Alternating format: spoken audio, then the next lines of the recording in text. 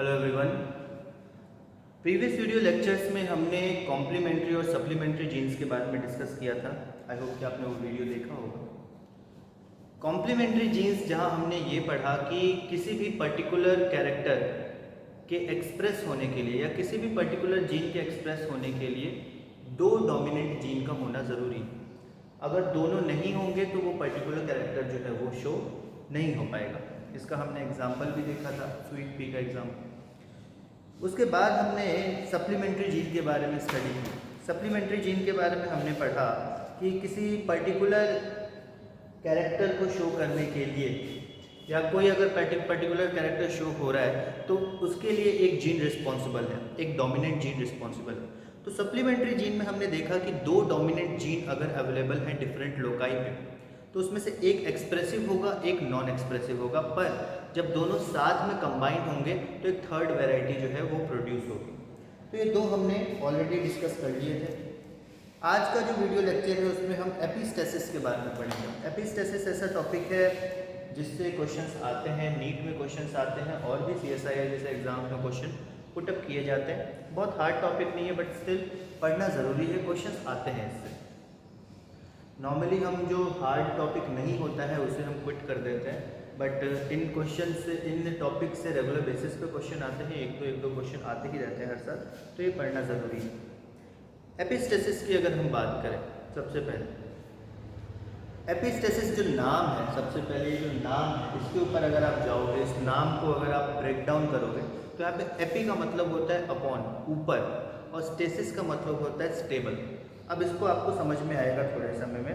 पहले हम लोग एक डेफिनेशन देखते हैं कि एपिस्टेसिस है क्या। So epistasis is a phenomenon of masking और suppressing the expression of a gene by another non allelic gene. So epistasis it is a phenomenon, it is a phenomenon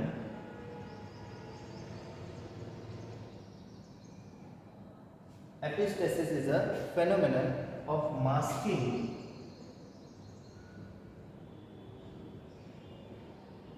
और मास्किंग बोल सकते हैं या फिर साथ साथ सप्रेसिंग बोल सकते हैं। मास्किंग और suppressing the expression of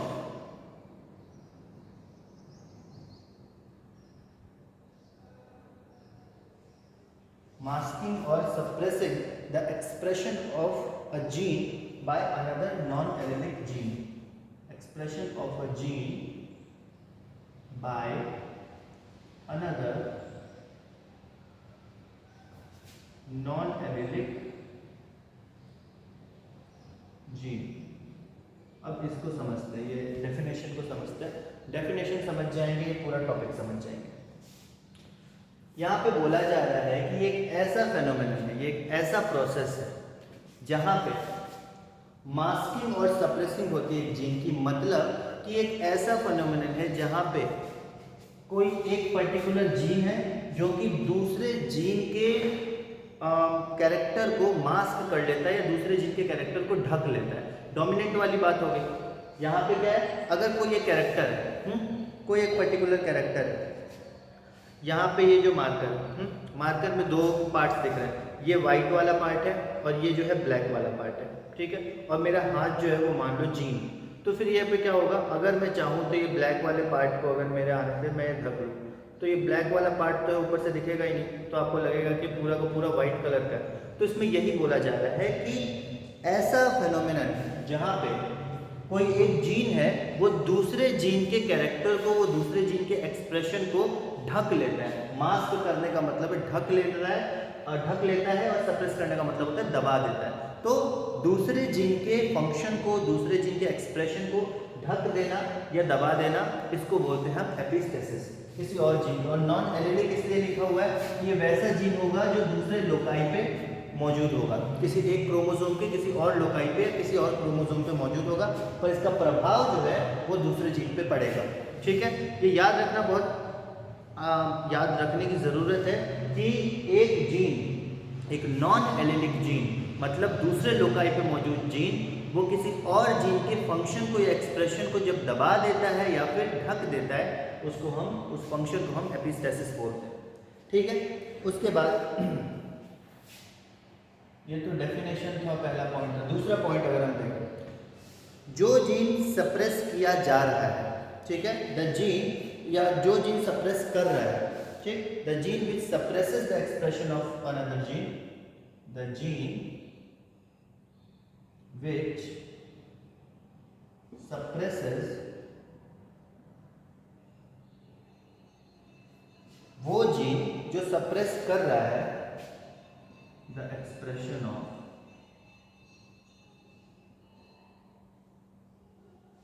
another gene,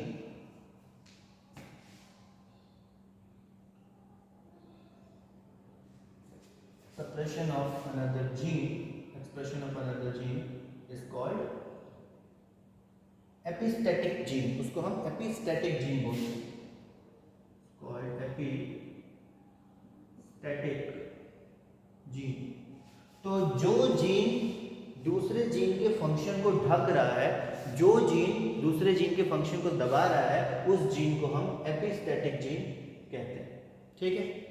उसके आगे जिस जीन का फंक्शन दबाया जा रहा है, ठीक है, जिस जीन का फंक्शन, एपिस्टैटिक जीन कौन सा हो गया, वो जीन हुआ एपिस्टैटिक जीन जो कि दूसरे जीन के फंक्शन को दबा रहा है, रोक रहा है, ठीक। अब बात करते हैं वो जीन जिसका फंक्शन रोका जा रहा है, तो the gene which is suppressed, the gene which is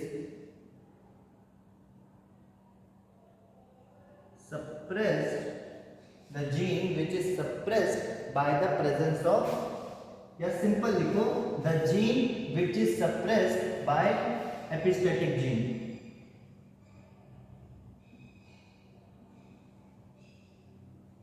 epistatic gene के द्वारा जिस जीन के फंक्शन को सप्रेस किया जाता है इसको हम हाइपोस्टैटिक जीन बोलते हैं,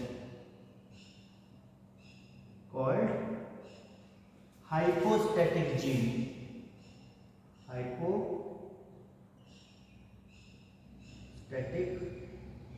जीन, ठीक है। एपिस्टैटिक जीन जो है जिस जीन के फंक्शन को दबाता है उसको हम हाइपोस्टैटिक जीन कहते हैं, समझ में आया। उसके बाद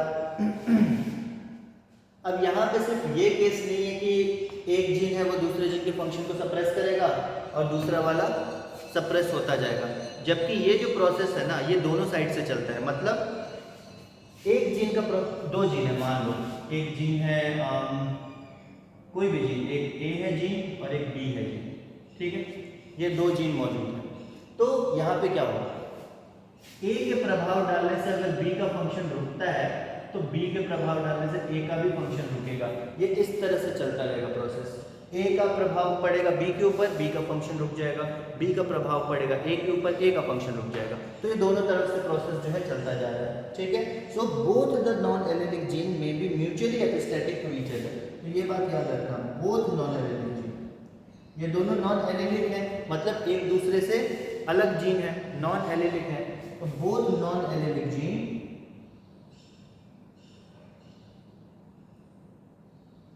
जो दोनों के दोनों नॉन एलेलिक जीन है वो दोनों में be mutually epistatic to each other, may be mutually epistatic to each other, ठीक है। तो यहाँ पे दो जीन है, दोनों जीन एक दूसरे के ऊपर प्रभाव डाल सकते हैं, तो वो जो दोनों है वो एक दूसरे पे म्यूचुअली एपिस्टैटिक हो गए कि भाई मैं तेरे पे भी प्रभाव डाल रहा हूँ तो मेरे पे भी प्रभाव डाल, ना मैं तेरे को एक्सप्रेस होने दूंगा ना तू मेरे को एक्सप्रेस होने देना। तो इस तरह से बात यहाँ पे चल रही है, दो जीन यहाँ पे है, इसका प्रभाव इस पे भी पड़ रहा है, इसका प्रभाव इस पे भी पड़ रहा है।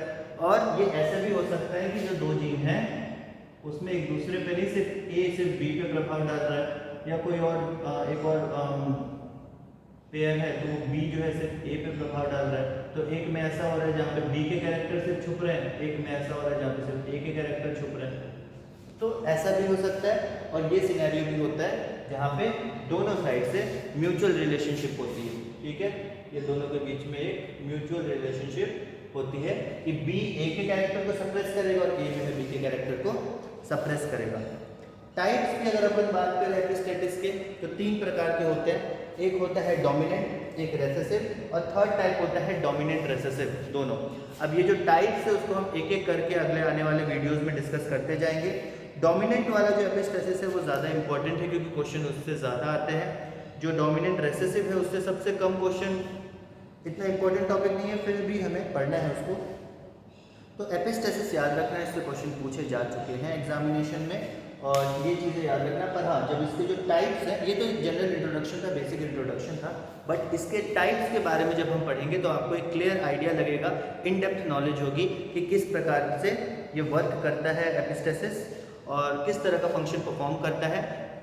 एलिलिक नॉन एलिलिक जीन में क्या ये फंक्शन परफॉर्म करता है, और जो सप्रेशन होता है मतलब किसी भी कैरेक्टर को दबाना होता है, किसी भी जीन के एक्सप्रेशन को दबाना होता है तो किस तरह से फंक्शन परफॉर्म करता है, और कॉम्प्लीमेंट्री और सप्लीमेंट्री जीन से कैसे अलग है। कॉम्प्लीमेंट्री सप्लीमेंट्री आई होप कि आपको याद होगा, नहीं याद हो तो उस वीडियो को दोबारा जाके देखिए, वो भी इंपॉर्टेंट टॉपिक्स है। कॉम्प्लीमेंट्री जीन्स को ज़रूर देखना क्योंकि उससे एग्जाम में क्वेश्चन ज़रूर आएंगे। ओके, सो आज का वीडियो लेक्चर जो था वो हमारा एपिस्टेटिस का एक इंट्रोडक्शन था। आई होप कि आपको समझ में आ गया होगा। अगले वीडियो लेक्चर में हम इसके टाइप्स पढ़ेंगे और उसको हम डिटेल में स्टडी करेंगे। तब तक के लिए थैंक यू वेरी मच।